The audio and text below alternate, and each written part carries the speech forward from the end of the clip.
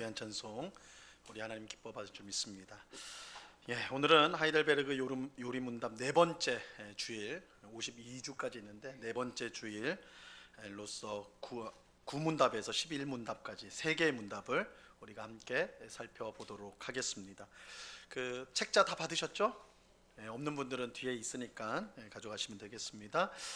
전에 말씀드린 대로 우리가 오후마다 살펴보는 이 하이델베르그 요리 문답은 크게 세 부분으로 구성이 되어 있습니다. 그래서 첫째 부분은 우리의 죄와 비참에 관하여 라는 제목이 붙어 있고, 두 번째 부분은 우리의 구속에 관하여, 구원에 관하여 라는 주제가 붙어 있습니다. 그리고 마지막 셋째 부분은 우리의 감사에 대하여 이렇게 되어 있습니다. 그런데 이 세 부분은 사실 우리 신앙생활의 전체를 아우르는 것이라고 말할 수가 있습니다. 둘째 부분인 우리의 구원에 관한 것은 신앙의 핵심이죠. 무엇보다 이 구원이라는 것이 우리 신앙의 핵심입니다. 그래서 내용이 이제 가장 길어요. 이 중간 부분, 둘째 부분이 가장 내용이 깁니다. 그런데 이 구원에 관한 것을 알려면 앞뒤의 내용이 필요해요. 먼저 우리가 이제 구원을 알려면 우리의 죄가 얼마나 크고 또 비참한지를 알아야 합니다. 그래야 우리가 받은 구원이 얼마나 놀랍고 또 은혜로운지를 알 수 있기 때문이죠. 그래서 성경에서 우리에게 구원의 은혜, 복음을 말한다고 할 때에 반드시 그 앞에는 우리의 죄에 대한 지적이 있어요. 여러분, 우리가 죄인인지 모르면 복음이 있을 필요가 없어요. 그죠? 복음을 복음으로 받을 수가 없습니다. 내가 죄인인 줄 알 때 그런 나를 용서하시고 구원하신다. 이게 복음이 되는 거예요. 그래서 첫 번째 부분이 죄에 대한 지적. 그래서 우리가 가장 중요한 구원에 대한 내용을 바르게 이해하기 위해서는 첫째 부분, 우리의 죄가 얼마나 크고 끔찍한가, 그걸 알려주는 부분이 필요한 겁니다. 그 다음에 우리의 구원에 대한 설명을 한 다음에 그 뒷부분, 셋째 부분으로는 우리가 구원받은 우리가 앞으로 어떻게 살아야 되는가, 이 부분을 다루는 것이 또 분명히 필요한 거예요. 왜냐하면 우리가 이제 구원을 받고 곧바로 천국 가는 것이 아니기 때문에 그렇습니다. 많은 경우에 예수님 믿자마자 천국 가는 사람은 없어요. 별로 없어요. 많지 않아요. 그죠? 많지 않고, 예수님 옆에 십자가에서 죽었던 그 죄수는 그날 예수님 믿고 바로 그 오후에 낙원에 있으리라 했으니까 바로 천국 갔는데, 그런 경우가 많지는 않다는 거예요. 우리가 예수 믿고 구원받은 이후로도 이 땅에서 수십 년, 길게는 수십 년, 하여튼 그렇게 삶을 살아가게 됩니다. 그래서 이 땅을 우리가 이제 어떻게 살아야 되는가, 이 부분을 다루는 게 꼭 필요해요. 여러분, 많은 성도가 구원을 마치 이 천국 티켓 정도로 여겨요. 천국 입장권 정도로 생각을 해요.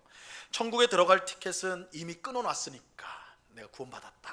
그러면 티켓을 끊어놓은 거예요. 내 주머니에 하나 탁 집어넣고는 티켓은 있으니까 뭐 하고 살아요? 내가 원하는 대로 사는 거예요. 교회는 그래도 양심은 있으니까 일주일에 한 번 교회 오는 건 잊지 않고 나머지 6일 동안은 내 마음대로 사는 거예요. 내 마음대로. 그죠? 왜요? 내 주머니에 구원 티켓이 있으니까, 입장권이 있으니까. 마지막 내가 죽을 때 그 입장권만 딱 내면 천국 들어가는 거 아닌가, 이렇게 생각을 한단 말이에요. 이거 정말 잘못된 생각이에요. 하나님께서 우리에게 주신 구원은 단순히 천국 티켓이 아닙니다. 입장권 아니에요. 구원은 티켓이 아니라 하나님이 원하는 삶으로의 회복이에요. 삶의 회복. 그러니까 구원은 다르게 말하면 회복되는 거예요. 하나님이 원래 우리에게 주시고자 하는 삶으로의 회복이에요. 회복. 구원은 삶입니다.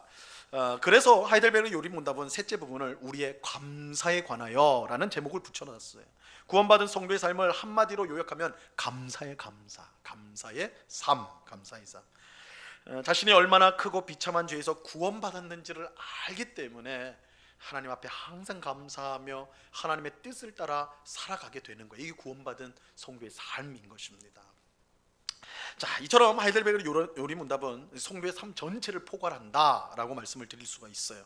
자, 오늘 우리가 살펴볼 내용은 첫째 부분인 우리의 죄와 비참에 대해서, 죄와 비참함에 대하여의 마지막 부분입니다. 마지막 부분. 자, 구문답을 우리가 보도록 하겠습니다. 구문답. 제가 문제를 읽으면 답을 읽어봐 주시기 바랍니다. 구문. 하나님께서 사람이 행할 수 없는 것을 그의 율법에서 요구하신다면 이것은 부당한 일이 아닙니까?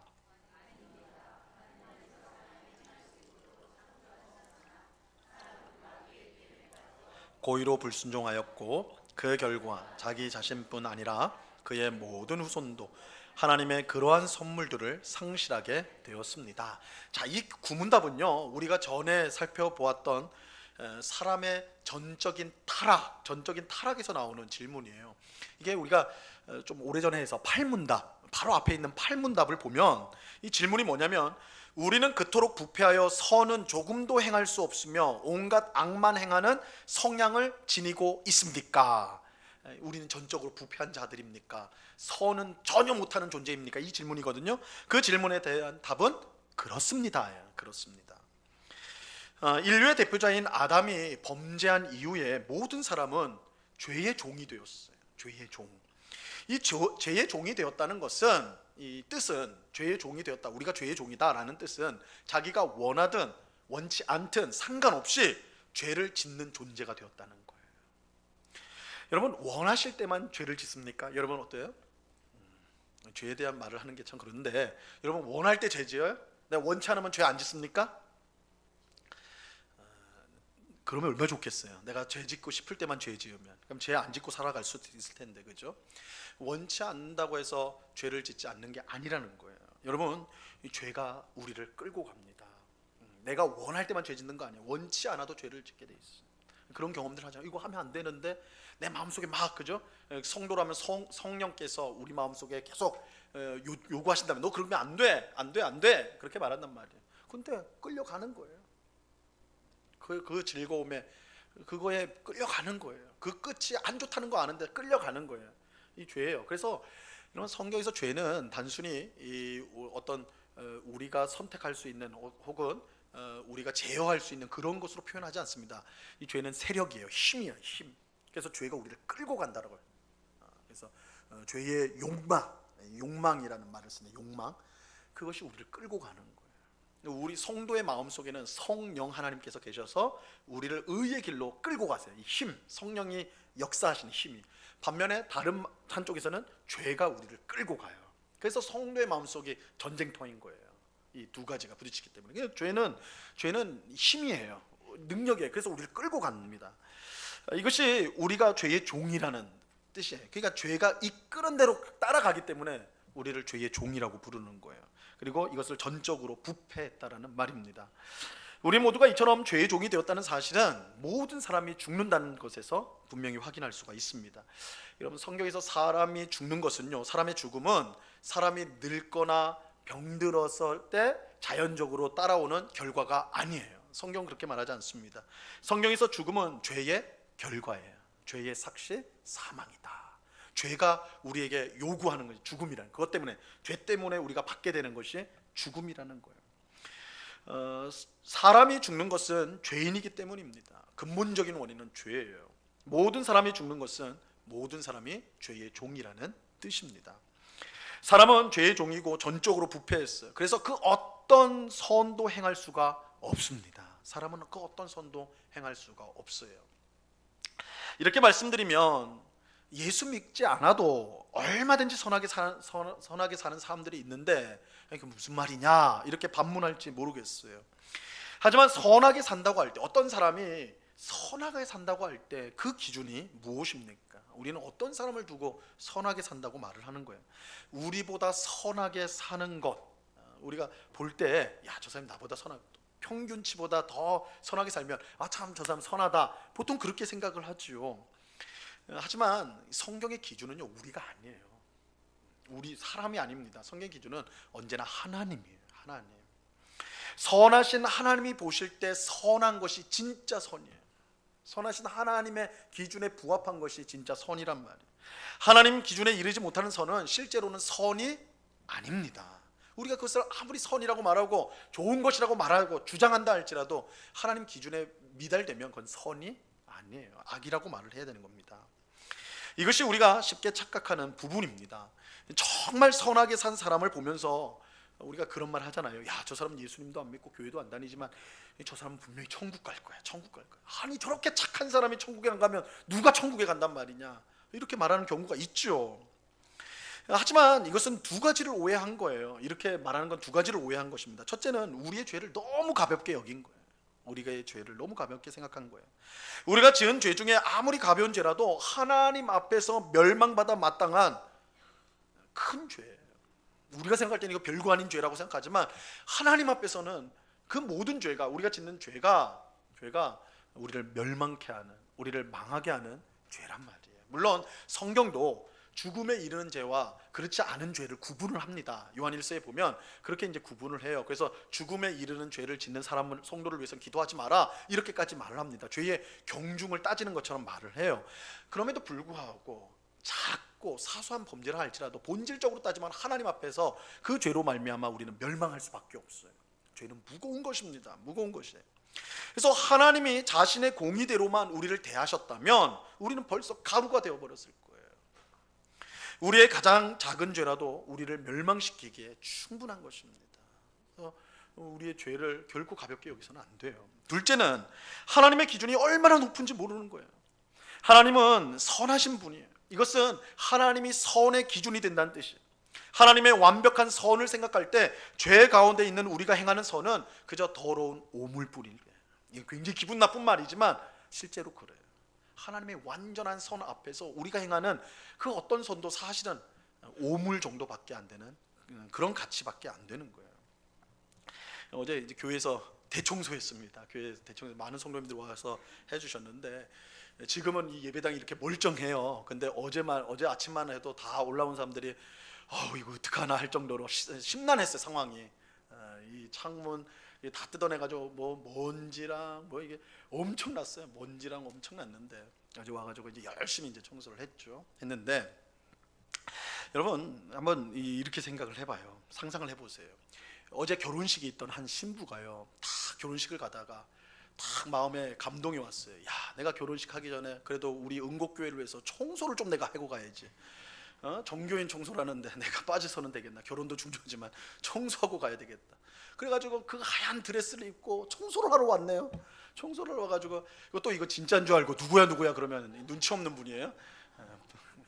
있을 수 없는 일을 말을 하는 거예요. 어쨌든 새하얀 드레스를 입고 신부가 들어와가지고요 진공 청소기를 밀고 있어요. 먼지가 풀풀 나는데 한번 생각해 보라고요. 이거 굉장히 끔찍한 일이죠. 굉장히 끔찍한 일이죠. 어제 작업복을 입고 온 사람, 저도 작업복을 입고 와서 웬만히 더러운 옷을 입고 왔기 때문에 먼지가 나든 말든 별 그게 없어요. 차이가 없어요. 그런데 새하얀 드레스를 입고 청소를 했다고 생각을 해봤어요. 그렇죠? 끔찍한 모습이 될 수밖에 없다고요. 끔찍한. 그러니까 여러분 기준이 뭐냔 말이에요. 우리가 사람을 보면서 선하다고 할 때 우리 더러운 기준으로 그걸 보니까 그 사람이 선해 보이는 거예요. 그러나 새하얀 드레스를 입은 사람이 청소할 때 그 드레스가 더러워지는 것처럼 선하신 하나님, 완전한 선하신 하나님의 기준으로 보면 우리가 행한 것은 아무런 가치가 없어요. 하나님의 기준으로 봐야 돼요. 하나님의 기준. 자, 그래서 이런 점을 우리의 죄가 얼마나 무거운가를 생각하고 하나님의 선이 얼마나 무거운가를 생각하면, 선이 높은가를, 그 기준이 높은가를 생각하면 우리가 야, 저 사람 예수 안 믿어도, 저 사람 교회 안 다녀도 천국 갈 거야, 함부로 그렇게 말할 수가 없다라는 거예요. 그래서 천국에 갈 만큼 선한 사람은 이 세상에 없습니다. 예수님의 은혜가 필요 없는 사람은 이 세상에 아무도 없어요. 모두가 예수 그리스도의 공로로만 구원을 받을 수 있는 거예요. 자, 우리는 이처럼 전적으로 부패하여 그 어떤 선을 행할 수 없는 사람입니다. 그런데 오늘 구문답은 바로 여기에 대해서 질문을 해요. 사람이 전적으로 부패하여 어떤 선도 행할 수 없는데 그런 사람에게 율법을 지키라고 요구하는 것은 부당한 일이 아니냐는 거예요. 부당한 일이 아니냐. 이것은 마치 기어다니는 그 갓난 애기에게 야, 너 빨리 빨리 달리기 해봐, 이렇게 요구하는 것과 같은 거 아니냐.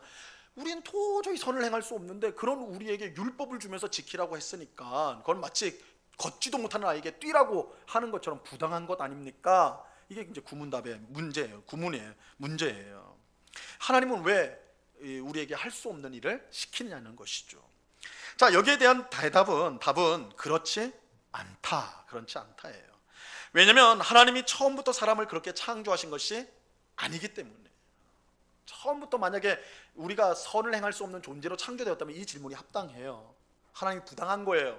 기어다니는 어린아이에게 뛰라고 하는 것처럼 부당한 거란 말이에요. 그런데 하나님은 우리를 창조하실 때요, 선을 행할 수 있는 존재로 만드셨어요. 우리를 창조하실 때 처음부터 뛸 수 있는 존재로 만드셨단 말이에요. 사람은 하나님이 주신 율법을 얼마든지 순종할 수가 있었습니다. 순종할 수 있었어요. 그래서 하나님께서 에덴 동산에 있는 아담과 하와에게 뭐라고 했습니까? 이 동산에 있는 모든 열매는 다 먹되 뭘 먹지 말라고요? 선악을 알게 하는 나무의 열매는 먹지 말라. 이 말은 뭐예요? 그가 먹을 수도 있고 안 먹을 수도 있다는 거잖아요. 아담과 하와는 선택할 수가 있었어요. 하나님의 말씀에 순종하느냐 안 순종하느냐, 그것을 선택할 수 있는 능력이 아담과 하와에게 있었다는 거예요. 첫사람들에게는 있었어요. 하지만 그런 사람에게 끔찍한 일이 발생하죠. 뱀을 통해 마귀가 사람을 유혹했고 사람이 죄를 범한 것입니다. 이것은 다시 말씀드리지만 사람이 어쩔 수 없이 죄 지은 거 아니에요. 어쩔 수 없이 죄 지은 거 아니에요. 첫사람 아담과 하와는 분명히 선과 악을 선택할 수 있는 능력이 있었어요. 그는 죄를 선택한 거예요. 어쩔 수 없이 끌려간 게 아니에요. 그는 죄를 적극적으로 선택을 한 거예요. 내가 죄짓기로 결단한 거예요. 하나님께 반역하기로 결단을 한 거예요. 그리고 그 결과가 뭐예요? 그와 그의 후손 모두가 하나님이 주시는 은혜의 선물들을 잃어버리게 되었죠. 대신 죽음이 들어오게 되었고, 그 죽음의 증상들로 우리가 이 땅에서 모든 불행과 고난을 당하게 된 것이죠. 이렇게 된 거예요. 자, 이게 이제 우리 구문답의 내용입니다. 자, 이제 10번으로 넘어가겠습니다. 신문답을 넘어가는데요. 이 신문답은 하나님께서 사람의 불순종과 반역을 벌하지 않고 지나칠 수 있느냐라는 질문에 대한 답입니다. 그에 대한 대답은 하나님은 반드시 벌하신다. 하나님 반드시 벌하신다입니다. 자, 제가 신문을 읽겠습니다. 답을 읽어주시기 바랍니다. 신문: 하나님께서는 그러한 불순종과 반역을 형벌하지 않고 지나치시겠습니까?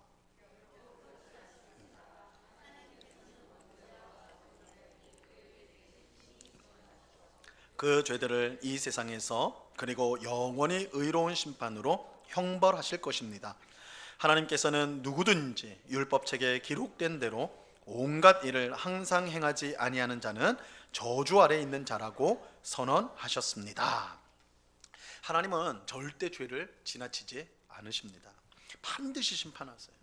오늘 우리가 읽은 본문 시편 7편 11절과 12절에 그렇게 되어 있잖아요. 뭐라고 말씀합니까? 하나님은 의로운 재판장이시며 매일 분노하시는 하나님이시로다. 사람이 회개하지 아니하면 그가 그의 칼을 가시며 그의 활을 이미 당겨 예비하셨도다. 이거 굉장히 무서운 이미지죠, 그죠?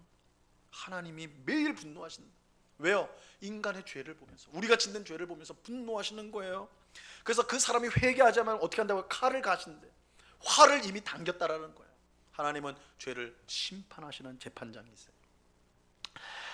하나님은 사람의 원죄와 자범죄에 대해 모두 진노하십니다. 우리 하나님이 원죄와 자범죄 모두에 대해 진노하신다 이렇게 나와 있죠. 사람의 범죄는 두 종류가 있습니다. 원죄와 자범죄. 원죄와 자범죄가 있어요. 원죄는 첫사람 아담이 범한 죄가 우리에게 넘겨진 죄입니다. 아담이 범한 죄가 우리에게 넘겨진 거예요. 당연히 이런 질문이 나오죠. 왜 아담이 죄를 졌는데 우리가 그 죄를 넘겨받습니까? 우리가 왜 그것을 받습니까? 이런 질문이 나오죠. 이 질문에 대한 답은 아담이요, 그냥 보통 사람이 아니라 첫사람으로서 하나님과 언약을 맺은 사람이었다는데 답이 있습니다. 그러니까 아담이요, 하나님과 언약을 맺었습니다. 그 언약의 내용은 선악을 알게 하는 나무의 열매를 먹지 말라예요. 그게 약속의 약속, 언약을 맺은 거예요. 그 언약을 지키면, 먼저 어기면 어떻게 돼요? 선악과를 먹으면 어떻게 된다고 그랬어요? 죽는다고 그랬어요. 끔찍한 말이라서 대답하기 싫은 거죠. 죽는다 그랬어요. 정령 죽으리라. 결코 죽는다 이랬어요. 근데 이제 그러면 이거 거꾸로도 마찬가지예요. 지키면 어떻게 될까요? 안 먹어. 뱀이 와가지고 유혹했는데 안 먹었어요. 그럼 어떻게 될까요? 어떻게 될까요? 죽는 거에 반대겠죠. 사는 거죠. 사는 거예요. 영생을 얻게 되는 거예요. 그래서 이 아담과 하와가 에덴 동산에서 선악과를 먹느냐 안 먹느냐는 테스트인데, 일종의 테스트인데, 그것이 영원히 이어지는 게 아닙니다. 영원히 이어지는 게 아니라 일시간에 하나님이 정하신 일정 기간의 시험 기간이었어요. 만약 그 기간에 아담과 하와가 순종했다면, 하나님 말씀에 순종했다면 하나님은 그 언약을 따라 그들에게 영생을 주실 것입니다. 근데 그 테스트에 어겨버리면 그들에게 죽음이 들어오는 거예요. 죽음이 들어오는 거예요. 그러니까 이것은 아담과 하와 개인으로서 맺은 것이 아니라 그들이 인류의 대표로 맺은 겁니다. 그래서 아담과 하와가 만약에 순종했다면, 역사에 만약은 없지만 순종했다면 우리는 태어날 때부터 낙원에서 태어나는 거죠. 죄가 없는 세상에서 사는 겁니다. 이걸 한 번도 상상한 적이 없기 때문에, 그죠? 이미 일은 버려졌으니까. 근데 그렇게 되는 거예요, 자연스럽게. 그런데 아담과 하와가 범죄하였기 때문에 어떻게 됩니까? 우리는 죄 가운데 태어나게 되는 겁니다. 이게 원죄예요, 원죄. 그래서 우리가 아담의 범죄를 받는다는 것은 우리가 인류의 대표자인 아담 안에서 우리가 태어나기 때문에 그래요. 이게 죄가 막 사람의 핏줄을 타고 막 내려온다, 그런 개념이 아니라 하나님과 언약을 맺은 대표자 아담이 어겼기 때문에 우리도 그 아담 안에 있는 존재로서 그 죄를 똑같이 받게 되는 겁니다. 이게 원죄예요, 원죄. 그래서 다윗은 시편 51편에서 내가 죄악 중에서 출생하였다 이렇게 분명하게 말하고 있습니다. 원죄를 갖고 태어났다, 죄인이다, 이렇게 말하고 있는 것입니다.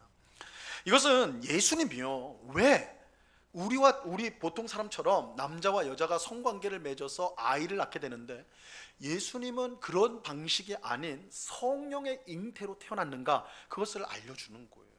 여러분, 만약에요, 예수님의 부모인 요셉과 마리아가 보통 사람처럼 부부 관계를 통해서 예수님을 잉태하였다면 어떤 문제가 생깁니까? 예수님은 뭘 갖고 태어나게 돼요? 원죄를 갖고 태어나게 돼요. 그죠? 아담의 후손으로서, 그냥 아담 안에서 태어나는 거니까. 근데 예수님은 성령의 잉태로 말미암아 탄생하셨어요. 이 세상에 성령으로 태어난 사람 없습니다. 이 말은 뭐냐면 예수님은 제2의 아담, 혹은 새로운 아담이에요. 새로운 아담. 그래서 첫 번째 아담이 실패한 그것을 두 번째 아담이신 예수님이 회복시키는 거예요. 그래서 우리가 이제는 예수 그리스도를 믿는 사람은 예수님 안에서 태어난 사람이 되는 거예요. 그 예식이 세례예요, 세례. 그러니까 우리가 예수님 안에서 태어나는 거예요. 예수님 안에서 태어나니까 우리가 구원을 받는 거예요. 첫 번째 아담에서 태어나면 원죄를 갖고 태어나요. 예수님을 믿음으로 예수님 안에서 태어난 사람은 새 생명을 얻게 되는 거예요. 우리가 뭘 잘했습니까? 우리가 구원을 위해서 뭘 했습니까? 아무것도 없잖아요. 예수님을 믿음으로 그 안에서 태어났기 때문에 구원을 얻게 되는 거예요. 알듯 표정. 참 졸린 시간인데도 감사합니다. 이거 잘 이해하면 성경의 내용이 확 들어와요. 로마서 같은 경우가 이 원죄라는 게 되게 어렵게 생각하지만 그렇지 않거든요. 예수님께서 성령의 잉태로 태어났다, 이거 와, 기적. 이게 그 중요성이 아니에요. 두 번째 아담으로 오셨다는 거예요. 그래서 우리의 구원자가 되시는 거예요. 그리고 우리가 예수님 믿음으로 예수님 안에 태어나. 첫 번째 아담은 우리가 혈통적으로 태어나지만 예수님은 믿음으로 태어나는 거예요. 그죠? 요한복음 3장에서 거듭난다라는 말을 쓰잖아요. 거듭난다. 이 거듭난다는 걸 눈으로 보여주는 게 세례란 말이에요, 세례. 그래서 예수님 안에서 태어났기 때문에 우리가 생명을 얻는 거예요. 새 생명을 얻는 것입니다. 자, 어쨌든 이게 이제 첫 번째 죄의 범죄가 원죄, 죄의 종류가 원죄고, 두 번째 종류는 자범죄.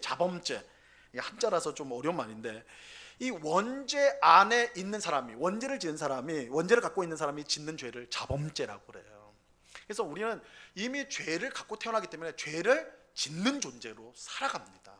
우리 안에 제가 죄가 세력이라고 그랬잖아요. 역사는 힘이라고 그랬잖아요. 우리 안에 죄가 있기 때문에 그것이 우리를 움직여요. 어느 쪽으로요? 죄로요, 죄. 그래서 여러분, 사람은요 백지로 태어나는 게 아닙니다. 어떤 철학자들은 그렇게 주장을 해요. 성선설, 선하게 태어난다, 이렇게 표현을 해요. 그건 성경적으로 완전히 거짓된 거예요. 성악설이 맞아요. 오히려 따지자면 사람은 악하게 태어나요. 원죄를 갖고 태어나기 때문에. 그래서 사람은 가만히 놔두면 좋은 존재가 되는 거 절대 아닙니다. 사람을 무인도에 태어나게 했어. 무인도에서 혼자 자라게 한다. 그러니까 막 아주 순수하고 착하고 뭐 이기적이지도 않고 막 이렇게 될 것 같죠? 아니에요. 원죄가 있기 때문에 악한 삶을 살아가게 되어 있습니다. 사람은 가만히 놔두면 악해집니다. 가만히 놔두면 악해져요. 자, 그래서 이제 이 원죄를 가진 사람이 짓는 죄가 이 자범죄다라고 말씀을 드렸습니다. 하나님은 원죄와 자범죄 모두에 대해서 심히 진노하시고, 그래서 이 세상뿐만 아니라 영원히 의로운 심판으로 벌을 주십니다. 자, 죄를 벌하시는데 이 세상에서만 주는 게 아니에요. 영원히 주신다라고 말씀하고 있어요. 그죠? 영원히 의로운 심판으로 벌을 주신다. 오늘날 많은 사람이 지옥을 부인합니다. 지옥을 부인해요. 지옥은 없다 그렇게 한다. 심지어 성경을 연구하는 신학자들조차도 지옥이 없다라고 주장하는 분들이 상당히 많습니다. 우리가 존경하는 신학자들 중에도 지옥은 없다 이렇게 말을 합니다. 그들이 그렇게 주장하는 이유는요, 기껏해야 우리가 100년 이 땅에서 사는데 100년 동안 살면서, 그러니까 이 100년이 우리가 길게 생각하지만 사실은 우리가 천국에 들어가면 얼마만큼 삽니까? 영원히 살아요. 영원히 사는 거에 100년은 아무것도 아니에요. 그냥 눈 깜짝하는 시간이라면 100년이라는 거예요. 영원에 따지자면. 그러니까 이렇게 생각을 하면 100년이라는 그 잠시의 시간 동안 죄 지은 걸 가지고 영원히 벌을 준다? 지옥에 들어가면 영원히 벌을 받는 거니까. 아이고, 어떻게 사랑의 하나님이 그렇게 생각할 이런 일을 할 수 있습니까? 그러니까 지옥은 있을 수 없습니다. 하나님이 사랑의 하나님이라면 지옥이라는 것은 존재할 수가 없습니다. 이렇게 주장을 하는 거예요. 그래서 어떻게 하느냐? 두 종류인데, 하나는 뭐 성도가 천국 가는 건 맞으니까, 지옥이 문제니까, 천국이 문제는 아니에요, 그죠? 지옥이 문제. 지옥이 너무 끔찍하니까. 그래서 어떻게 주장을 하냐면, 이 지옥이라는 것은 영원한 곳이 아니라 일시적으로 있다라는 거예요. 일시적으로 고통받는다. 그리고는 어떻게 해요? 천국에 가든지 아니면 두 번째 종류가 사라진다. 영혼 소멸설이라고 해요. 소멸. 영혼이 사라져 버린다는 거예요. 없어져 버린다는 거예요. 그래서 이 지옥을 부정하는 거예요. 지옥이 있어도 잠시, 아니면 지옥은 아예 없다. 천국만 있다. 불신자들은, 예수 안 믿은 사람은 사라진다. 없어진다. 성도는 천국에서 영원히 있다. 이렇게 이제 주장을 하는 거예요. 하지만 이런 주장은 사랑의 하나님을 너무 강조한 나머지 공의의 하나님을 무시하는 거예요. 성경에서 말하는 공의의 하나님, 정의의 하나님을 무시하는 거예요. 만약에 하나님이 사랑의 하나님이고 공의의 하나님은 아니라고 한다면, 여러분, 이 세상은 결국 불의로 가득할 수밖에 없겠죠. 하나님이 심판을 안 하세요. 하나님이 죄를 죄라고 안 하세요. 그럼 이 세상은 당연히 불의로 가득하게 될 겁니다. 어느 누구도 악한 자를 제지할 수가 없을 것입니다. 하나님이 심판하는 일을 손을 놓으신다면 이 세상은 더 이상 선에 대한, 옳음에 대한 기대를, 소망을 가질 수가 없는 그런 불의한 세상이 될 거예요. 근데 가장 중요한 것은요, 예수님의 십자가 죽음이 헛되게 된다는 거예요. 예수님의 십자가 죽음이 헛되이 돼요. 여러분, 우리가 복음에서 가장 중요한 게 예수님의 십자가 죽음과 부활 아닙니까? 그런데 우리가 공의의 하나님을 부인해버리면 예수님의 십자가 죽음 사건이 헛된 일이 돼요. 헛짓이 되는 거예요. 아무 죄가 없는 예수님께서 왜 가장 흉악한 범죄자에게 주어지는 십자가 죽음을 당해야 했습니까? 우리의 죄를 대신하기 위해서였죠. 우리 죄 때문에 우리가 받아야 될 형벌을 예수님의 십자가에서 대신 받은 거예요. 그게 십자가 대속 사건이란 말이에요. 예수님의 십자가 죽음으로 우리를 향한 하나님의 공의가 만족이 되었습니다. 그래서 우리에게는 심판이 아닌 구원이 주어지는 거예요. 예수님이 대신 당하셨으니까, 벌을 받으셨으니까 우리에게는 구원이 주어지는 거예요. 벌이 아니라 예수님이 다 받으셨으니까. 이 십자가 사건이거든요.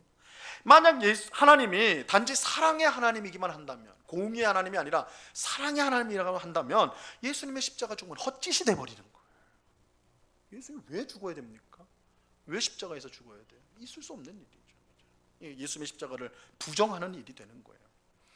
영원히 고통당하는 지옥은 분명 우리의 마음을 불편하게 만들죠. 하지만 하나님이 사랑의 하나님일 뿐만 아니라 동시에 공의의 하나님, 의로우신 분이기 때문에 지옥은 없어지지 않습니다. 우리가 없앨 수가 없어요. 우리는 지옥이 있다는 사실을 부인하기보다 우리의 죄가 얼마나 끔찍한가를 깨닫고, 지옥은 그런 역할을 하죠. 지옥은 두려운 곳 아닙니까? 그죠? 그래서 이 죄가 우리를 지옥으로 내몬다면 이 죄라는 게 얼마나 끔찍한가, 두려운가. 지옥은 계속해서 웅변적으로 우리에게 말을 해주는 거예요. 죄는 두려운 것이다. 그리고 우리는 예수님의 십자가를 붙드는, 이 지옥 때문에 오히려 예수님의 십자가를 붙드는 계기로 삼아야 하는 것입니다. 여러분, 지옥은 특별한 죄를 지은 사람들이 가는 곳이 아니에요. 특별히 나쁜 사람들이 가는 게 아니에요. 우리 모두가 가야 되는 곳이었습니다. 원래는 우리 모두가 예외 없이 이 땅에 태어난 모든 사람, 아담의 범죄에 의해 이 땅에 태어난 모든 사람이 가야 할 곳이 지옥이었어요. 근데 하나님이 그 무한 사랑과 은혜로 여기 있는 우리 모두를 택하여 주셔서 지옥이 아닌 천국으로 우리를 인도하여 주시는 것입니다. 그래서 우리가 이러한 것들을 기억하면서 우리가 지옥이라는 것을 통해서 영원히 형벌받는 것에 대해서 죄가 얼마나 무서운 것인가, 하나님의 심판이 얼마나 두려운 것인가, 예수님의 은혜가 얼마나 큰 것인가, 그것을 붙드는 계기로 삼아야 하는 것입니다. 자, 이제 마지막 11문답을 살펴보겠습니다. 11문, 제가 문제를 읽습니다. 답을 읽어주세요. 11문, 그러나 하나님은 또한 자비하신 분이 아닙니까?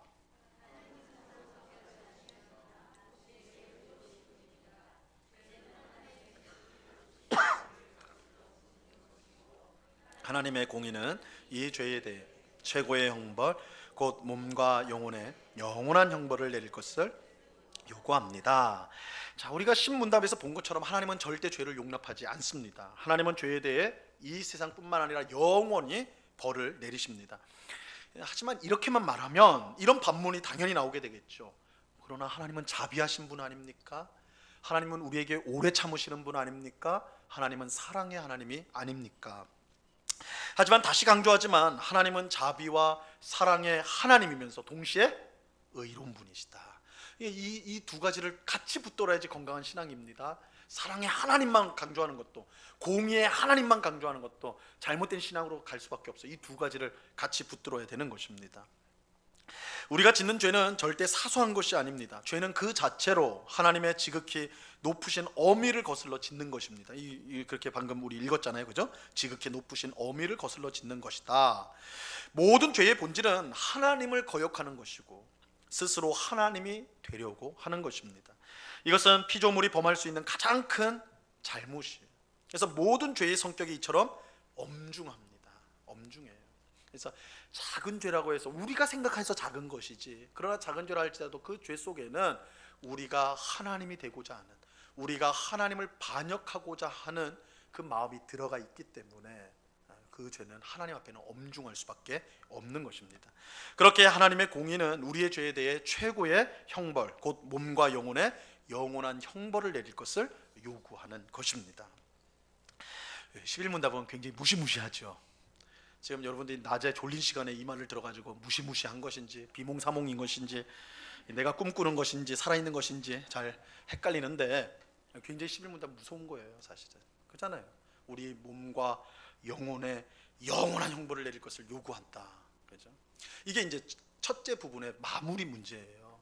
마무리, 제 마지막 문제인데 이렇게 이제 11문답이 이렇게 무섭게 끝난다는 것을요, 여러분 절대 잊어서는 안 됩니다.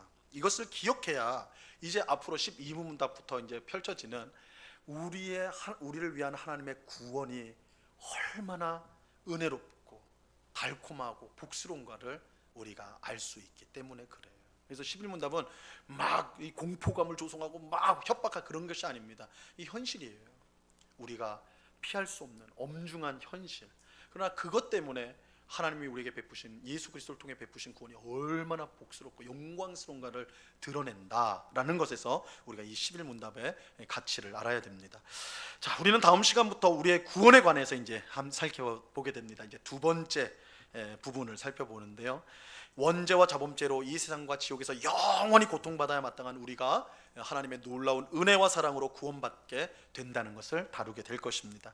여러분, 어둠이 깊을수록요 빛이 더욱더 환한 법이에요. 그죠? 별이 언제 가장 빛납니까? 새벽에 가장 깜깜할 때 빛이 가장 환하게 비춰지는 것처럼 죄가 가장 깊었을 때 하나님의 구원의 빛이 가장 분명하게 드러나게 되는 것입니다. 자, 오늘 주신 말씀을 기억하면서 죄 가운데 있던 우리가 얼마나 비참했는지를 분명히 알고 베푸신 구원의 은혜를 평생 감사하며 살아가는 오늘 우리 모두가 될 수 있기를 바랍니다. 죄의 끔찍함을 깨닫고요, 죄를 멀리하는 우리가 되어야 할 것입니다. 사랑의 하나님이 또 공의의 하나님이라는 사실을 알고 그 앞에 합당하게 행하기를 힘쓰는 우리 모두가 되어야 할 것입니다. 이 은혜가 오늘 예배하는 우리 모두에게 충만히 임하기를 우리 주님의 이름으로 간절히 축원합니다.